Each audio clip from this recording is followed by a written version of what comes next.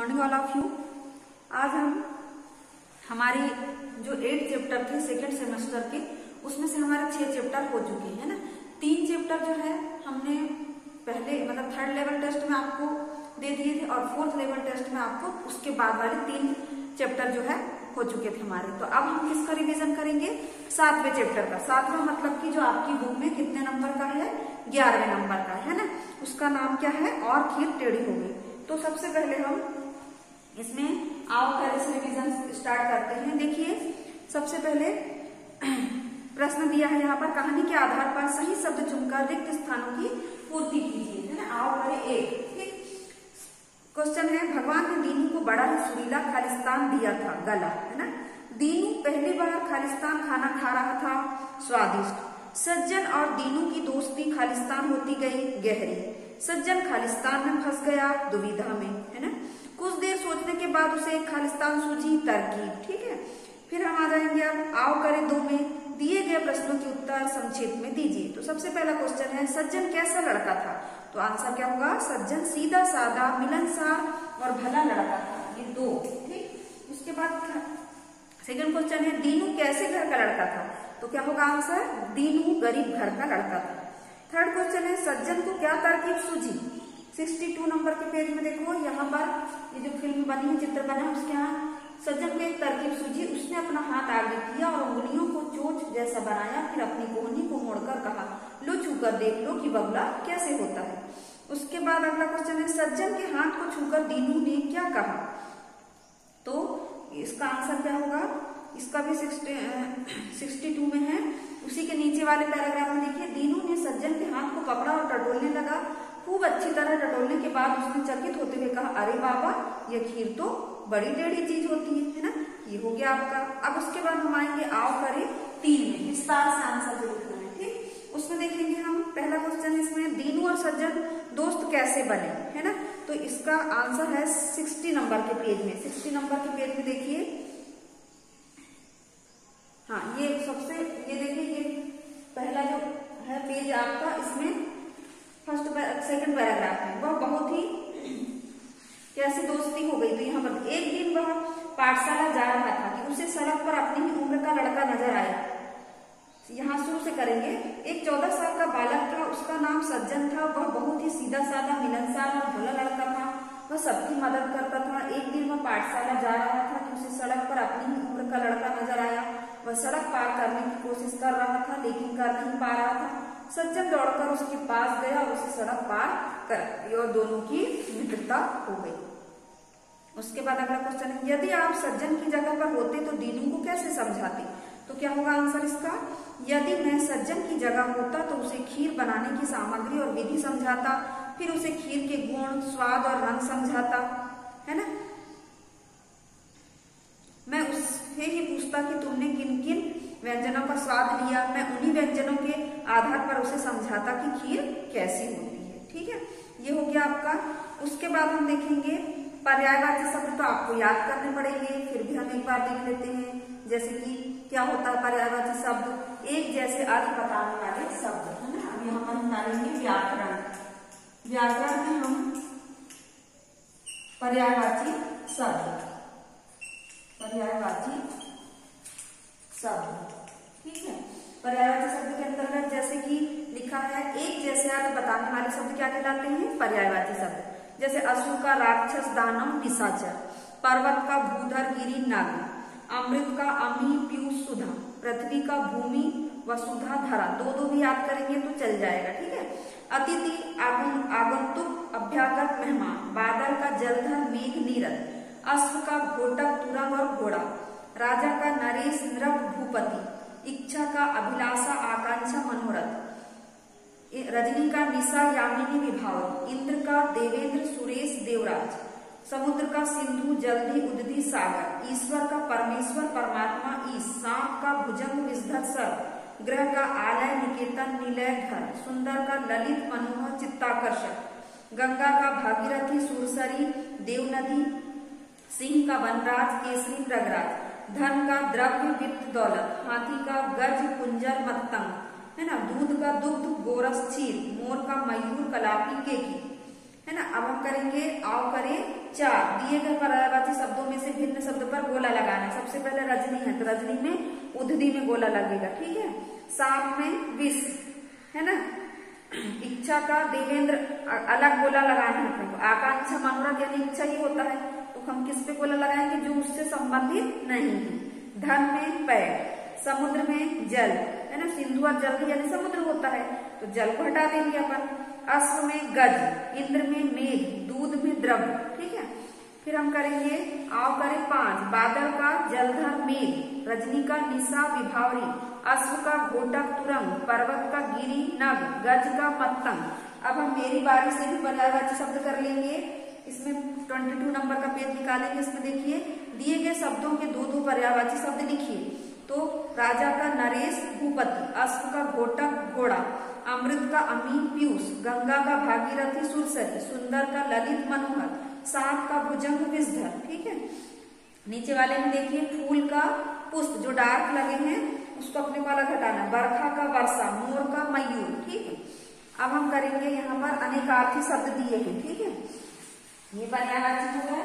उसके बाद हम पढ़ेंगे अनेकार्थी शब्द, है ना। पर्यायवाची के बाद अनेकार्थी। अनेकार्थी में देखेंगे हम जिन शब्दों के एक से अधिक अर्थ होते हुए अनेकार्थी शब्द कहलाते हैं, जैसे कि अंग शरीर का भाग, उपाय गौण वस्तु, अंबर आकाश, वस्त्र शून्य, अक्षर का वर्ण परिवर्तनशील, ब्रह्म अर्थ का कारण प्रयोजन धन, आदर्श का दर्पण अच्छा नमूना, कंचन का सोना कांच निर्मल, कर का हाथ टैक्स हाथी की सूंड, खर का तिनका कौवा गधा, चीर का वस्त्र का टुकड़ा रेखा पट्टी, जीवन का प्राण वायु पुत्र, तात का छोटा भाई पिता आदरणीय व्यक्ति, निर्जन का क्या होता है एकांत उजड़ी हुई जमीन, पथ का धर्म रास्ता रीति, पंडित का विद्वान कुशल ब्राह्मण, फल का परिणाम तलवार लाभ, भव का शिव होना संसार, मित्र का सूर्य सखा एक वैदिक देवता, हरि का सिंह घोड़ा सूरज, गुण का रस्सी स्वभाव विशेषता, मधु का शहद शराब और एक राक्षस, है ना। फिर देखिए अनेकार्थी शब्द में आदर्श का क्या होगा दर्पण अच्छा या नमूना, है ना। हरि का मिलाएंगे तो सिंह घोड़ा और सूरज। फिर अक्षर का वर्ण अपरिवर्तनशील ब्रह्म, अर्थ का कारण प्रयोजन धन, मित्र का सूर्य सखा एक वैदिक देवता, जीवन का प्राण वायु पुत्र, अंग का शरीर का भाग, उपाय गौण वस्तु। उसके बाद देखेंगे हम आओ करें सात, ठीक। आओ करें 3 तक हो गया, 4 भी हो गया अपना, है ना। उसके बाद 5 भी हो गया। फिर हमारा आओ करें 6 भी हो गया, ये 7, ठीक। 7 में देखेंगे उसने खालिस्तान के जेवरात पहने हैं, कंचन तो उसका सोने, वह चित्रकला में कुशल है तो पंडित का कुशल, वह एक खर है तो खर घास खा रहा है तो गधा घास खा रहा है ना। उचित अर्थ लिखना है इसके। अब जैसे घर में एक गाय खालिस्तान से बनी है, गुण से तो गुण मतलब रस, इस खालिस्तान में भांति भांति के लोग रहते हैं, शिव तो शिव का संसार, वह एक खालिस्तान व्यक्ति है, ताप का आदरण, कुछ नियम खालिस्तान होते हैं, अक्षर का परिवर्तन अपरिवर्तनशील, ठीक है। ये हो गया आपका। अब हम देखेंगे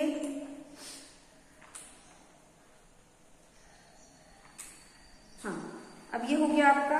अब इसमें से हम अनेकार्थी शब्द देख लेते हैं मेरी बारी से। मेरी बारी यहाँ पर हम देखेंगे मेरी बारी 1 2 ये 3, ठीक है।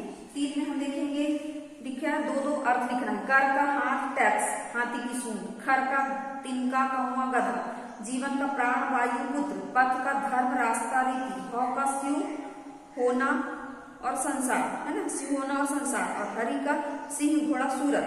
फिर उसके नीचे वाले निर्जन का बंजर, अंबर का आकाश, कंचन का सोना, अर्थ का धन, ठीक है।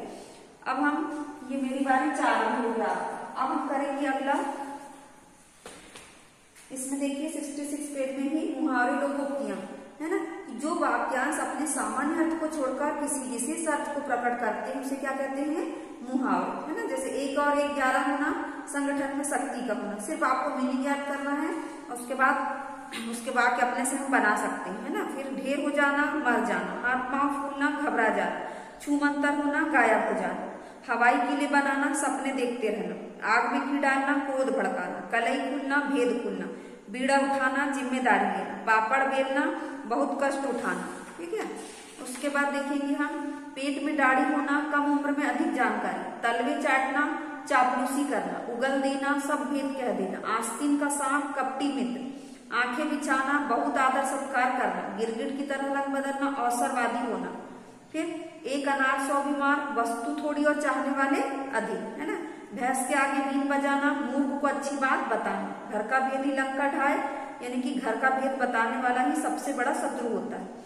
जिसकी लाठी उसी की भैंस, बलवान सब कुछ कर सकता है। फिर मान ना मान मैं तेरा मेहमान, यानी कि जबरदस्ती जताना, संबंध जताना, छोटा हूं बड़ी बात, योग्यता से बढ़कर बात करना, हाथी का बोझ हाथी उठाता, यानी कि बड़ा काम बड़े ही कर सकते हैं, है ना। पूत के पांव पाड़ने में पहचाने जाते हैं, यानी कि होनहार के लक्षण बचपन से ही दिख जाते हैं।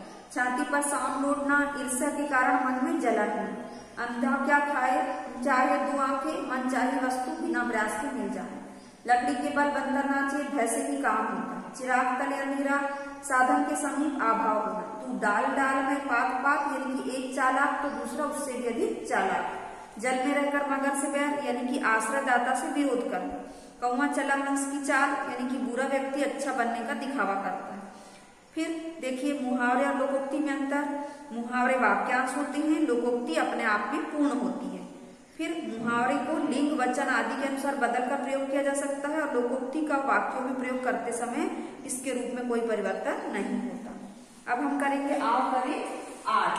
ठीक है, उसमें देखिए मुहावरे का अर्थ लोगों द्वारा कही गई उक्ति गलत। ठीक है, भाषा को प्रभावशाली, आकर्षक तथा रोचक बनाने के लिए मुहावरे लोकोक्तियों का प्रयोग किया जाता है। सही मुहावरे वाक्यांश होते हैं। सही लोकोक्ति का वाक्य में प्रयोग करते समय इनके रूप में कोई परिवर्तन नहीं होता। सही लोकोक्ति और मुहावरा एक दूसरे के पर्याय है।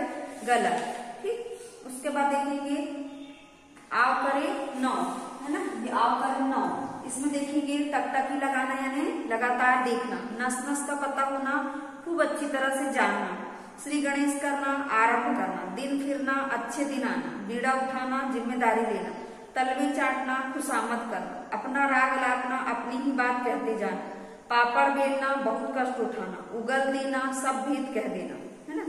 फिर आओ करे 10। ठीक है, इसमें देखेंगे हम थाली से बेगारी भली, यानी कि कुछ न करने से बहुत कुछ अच्छा है।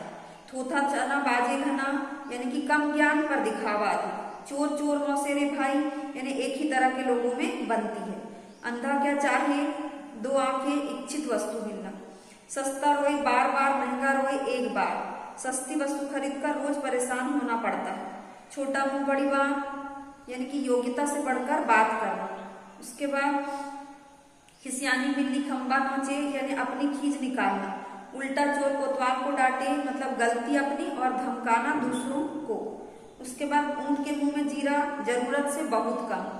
खग जाने खग की भाषा, मतलब मूर्ख ही मूर्ख के गुणों को जानता है ना। तो ये हो गया आपका आओ करे 10 तक। ठीक है, तो इतना है। उसके बाद हम देखेंगे यहाँ पर मेरी बारी 5 से, है ना। इसमें मेरी बारी 4 के बाद ये हो गया 5। ठीक, इसमें देखिए लोकोक्तियों के अर्थ बताइए। ऊंची दुकान फीका पकवान, यानी कि केवल बाहरी दिखावा होना। सेकंड है सांझ को आंच नहीं, मतलब जो सच्चा मनुष्य होता है उसे डर नहीं लगता। हाथी का बोझ हाथी ही उठाता है, मतलब बड़ा काम बड़े ही कर सकते हैं। लेना एक ना देना 2, यानी कि कोई संबंध नहीं। छाती पर सांप लौटना, ईर्ष्या के कारण मन में जलन होना, है ना। चोर चोर मौसेरे भाई, एक जैसे स्वभाव वाले, है ना। फिर अगला है जल में रहकर मगर से बैर, यानी कि आश्रयदाता से विरोध करना। लकड़ी के बल पर बंदर नाचे, यानी भैंस से ही काम होता है। अभी दिल्ली दूर है, मतलब अभी बहुत कार्य शेष है। पूत के पांव पालने में पहचाने जाते हैं, यानी कि होनहार के लक्षण बचपन में ही दिख जाते हैं। फिर है दिए गए मुहावरे और लोकोक्तियों से अर्थपूर्ण वाक्य बनाइए। सबसे पहला कान का कच्चा होना, यानी बिना सोचे समझे विचारे किसी पर विश्वास करना। सेकंड है चोर पर मोर, यानी एक दूसरे से ज्यादा धूप। हक्का पक्का रह जाना, यानी कि आश्चर्यचकित रह जाना। घर की मुर्गी दाल बराबर, यानी आसानी से मिलने वाली वस्तु को अधिक महत्व दिया जाना। फिर अगला है अब पछताए होत क्या जब चिड़िया चुग गई खेत, यानी कि अवसर निकलने पर पछताने से कोई लाभ नहीं। फिर हम करेंगे अब मेरी बारी 7, ठीक है, मेरी बारी 6 हो गया। उसके बाद हम करेंगे 7, है ना। 7 में देखिए मुहावरे लोकोक्ति से संबंधित अशुद्धियों को शुद्ध करके लिखना है। तो सबसे पहला क्वेश्चन है, भूख के मारे मेरे पेट में चूहे रेंग रहे हैं।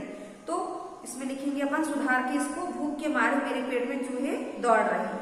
सेकंड है, इस प्रश्न का हल तो मेरे दाएं हाथ का खेल है। तो क्या होगा आंसर, इस प्रश्न का हल तो मेरे बाएं हाथ का खेल है। फिर अगला है, रामलाल ने हमेशा नेकी कर नहर में डाल सिद्धांत का अनुसरण किया। तो यहाँ पर क्या होगा, रामलाल ने हमेशा नेकी कर दरिया में डाल सिद्धांत का अनुसरण किया है। अगला क्वेश्चन है, राजू फल लेने बाजार गया था, लेकिन रास्ते में उसने अपने मित्र से भी मुलाकात कर ली। यह तो वही बात हुई, एक संत दो काज। एक संत दो काज की जगह पूरा सेंटेंस वही रहेगा, बस एक संत की जगह एक पंथ हो जाएगा, है ना, दो काज, ठीक है। अब अगला होगा, लगातार बारिश होने से बाहर घूमने का सारा कार्यक्रम चटाई में पड़ गया। तो चटाई में नहीं बल्कि खटाई में पड़ गया। अब हम करेंगे मेरी बारी 8, ठीक है। ये क्वेश्चन देखिए 8 नहीं 9 कर लेते हैं आप लोग। 8 के इसमें है 9 में देखिए, दी गई कविता पढ़कर नीचे दिए गए प्रश्नों के उत्तर दीजिए, है ना। नदी किनारे बगुला आया, बैठा ध्यान लगाए, लगता जैसे संत कोई है, आंख नहीं झपकाए, लगे तपस्वी एक पैर पर खड़ा खड़ा मुस्काए, तल उजला पर काला मन है, हर जन धोखा खाए, मन ही मन में सोच रहा है कोई मछली आए, उसको खाऊं मार झपट्टा, भूख मेरी मिट जाए, यह ढोंगी है बहुत पुराना, कोई नहीं बच पाए, खबरदार हर नींद को कर दो झांसे में ना आए। मतलब ये सफेद रंग का तो है, लेकिन इसका मन कैसा है, काला, और ये मछली खाने के लिए उत्सुक है, इसलिए कहा गया कि मछली को समझा दो कि वो मतलब क्या हो जाए, सचेत हो जाए।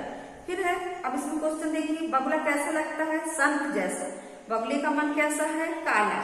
बगुला किस बारे में सोच रहा है, मछली के बारे में। बगुला है ढोंगी, कवि किसको खबरदार कर रहा है, मछलियों को, ठीक है। तो ये हो गया आपका आज चैप्टर नंबर 7 का रिवीजन। तो इतना आपको भी पुनः दोहराना है ना। उसके बाद कल जो है हम नेक्स्ट चैप्टर का आपका रिवीजन करेंगे। तो आज की क्लास हम यही समाप्त कर रहे हैं। धन्यवाद बच्चों।